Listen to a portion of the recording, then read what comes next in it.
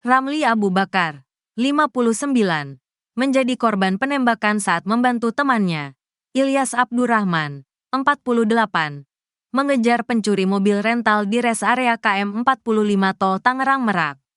Peristiwa tragis ini terjadi pada Kamis, tanggal 2 Januari tahun 2025, dini hari yang menyebabkan Ilyas tewas.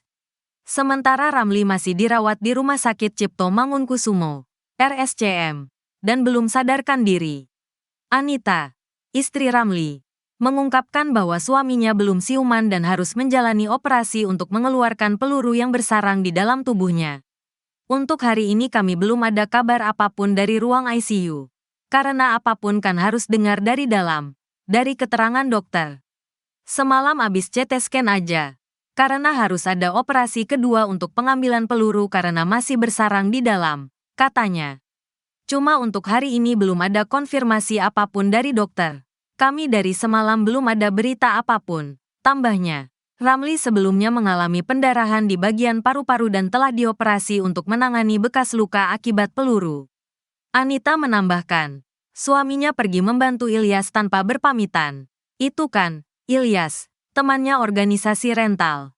Jadi salah satu temannya butuh bantuan dia pokoknya ditelepon temennya langsung jalan.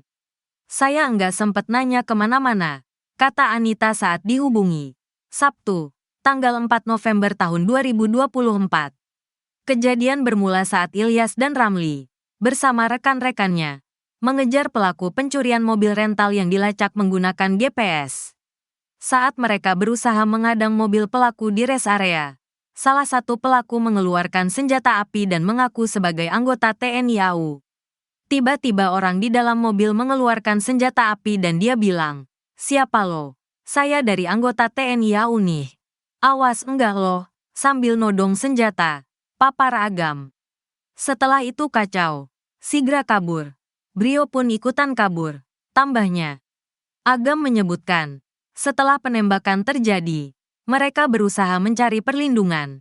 Saat Agam kembali lagi, pelaku kabur membawa kembali mobil Brio tersebut. Kemudian, dia melihat Ramli dan ayahnya. Ilyas sudah terkena tembakan di bagian tangan sampai tembus ke perut. Saya menolong Pak Ramli. Tapi ternyata ada satu korban lagi di Indomaret. Ternyata ayah saya sendiri yang kena tembakan di dadanya dan tangannya, ungkap Agam. Waktu itu ayah saya masih kuat. Tapi setelah di perjalanan sudah lemas sudah menurun kondisinya saat dibawa ke IGD RSUD Balaraja. Sudah tidak tertolong, pungkasnya.